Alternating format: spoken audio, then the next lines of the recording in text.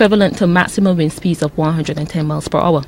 Any stronger winds will spell trouble for Barbados. We were extremely fortunate that the Category 5 hurricane did not hit us. We've been extremely fortunate that a Category 4 or 3 have not hit us. If we are hit by a Category 3, perhaps around 80% of the houses will lose their roofs. However, Mr. Phillips explains there are small steps homeowners can take to ensure their house tops remain intact. They don't need to lose their roofs. They could spend approximately $100 now, maybe $50 to $80 actually, now, and buy the hurricane connectors and install them, or they can spend maybe $20,000 or so after the hurricane, replacing the roof. Mr. Phillips believes authorities also need to revise the local building code, which was released in 2013, to make it easier for homeowners to understand. The previous building code could have been understood by homeowners and contractors and artisans. They had guidance. They knew they could have sorry about that, you can cut out. Right, they had guidance, so they knew how to construct their foundations, their walls, their floors and the roof.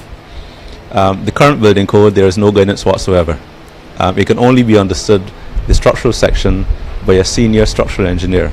So the homeowner now can't look at it and find out whether the contractor is doing the work properly or not. For the current 2017 season, Barbados' lone encounter with a major system was Tropical Storm Harvey. Many Barbadians are keeping their fingers crossed that the remaining months will be quiet. The last hurricane that struck Barbados was Hurricane Janet in 1955. Ryan Phillips, CBC News. Well, right now, Hurricane Irma continues to batter the northern Caribbean with 185-mile-per-hour winds as it makes its way towards Puerto Rico.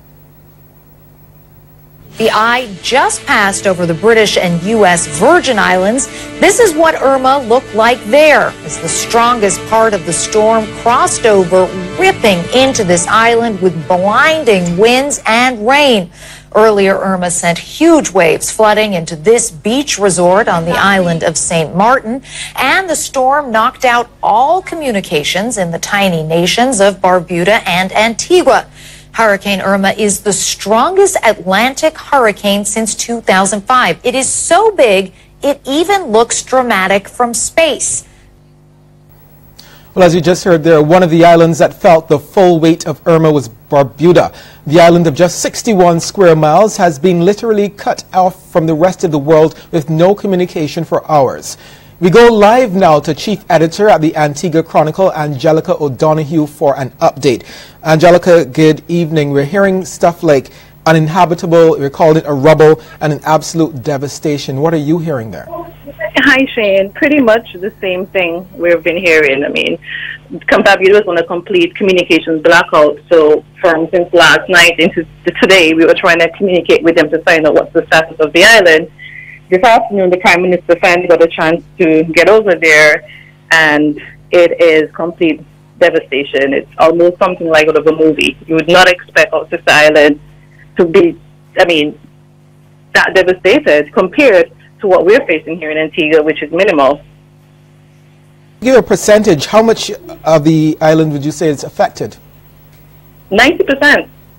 The homes, buildings, offices, it's just completely flat. According to the Prime Minister, from what he's seeing and from what the local news, or the other local news reports are suggesting, 60% of the island is completely unlivable. Completely uninhabitable. What about the recovery efforts? Is the Prime Minister given any figure of how much it would cost? He's suggesting just about $150 million just to rebuild Barbuda.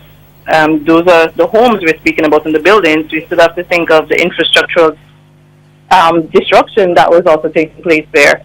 There's no running water, there's no electricity, there are no cell towers. The cell tower was literally bent in half. That's how strong the winds were in Barbuda.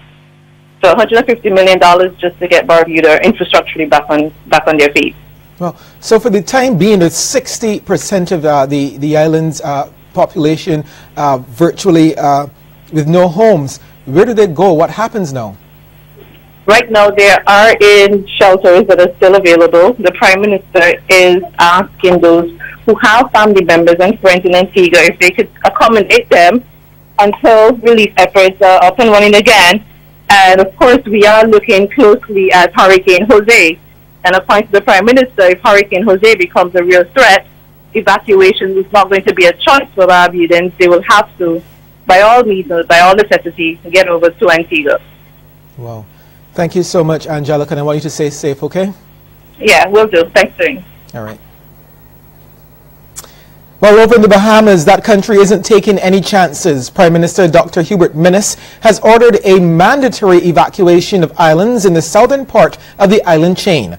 This will be the largest hurricane evacuation in the history of the Bahamas.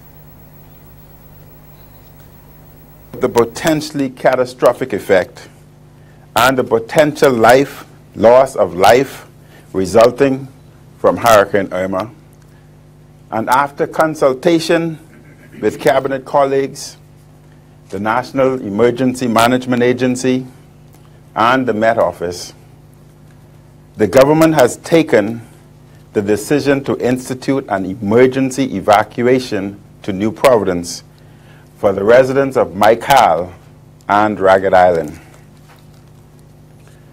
The emergency evacuation will begin early tomorrow morning and will be conducted by airlift. The Dutch Caribbean island of St. Martin and French Caribbean island of St. Martin were slammed by Hurricane Irma last night after raging past Barbuda and Antigua.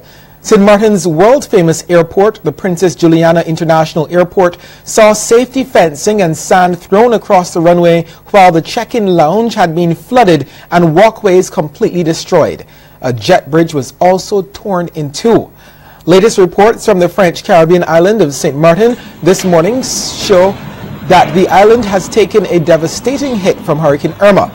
Government offices have been partly destroyed, and the island's prefect and 23 staff are taking shelter in a concrete-lined room. The fire station has also reportedly been damaged, while police have reported several roofs have been blown off in the storm. The island has been without electricity since 6 a.m. and many streets are also flooded. However, so far there has been no reported loss of life. And we received correspondence via an Anguilla Tourist Board advisory just before 5 this evening. It said that heavy rains and strong winds are reported island-wide, but fortunately they are yet to receive reports of loss of life. The Clayton J. Lloyd International Airport did not sustain any serious damage, although it has not yet reopened. From all preliminary reports, it appears that the major resorts are relatively intact, although many private residences sustained some damage. Okay, we'll take a short break here and come back with more news.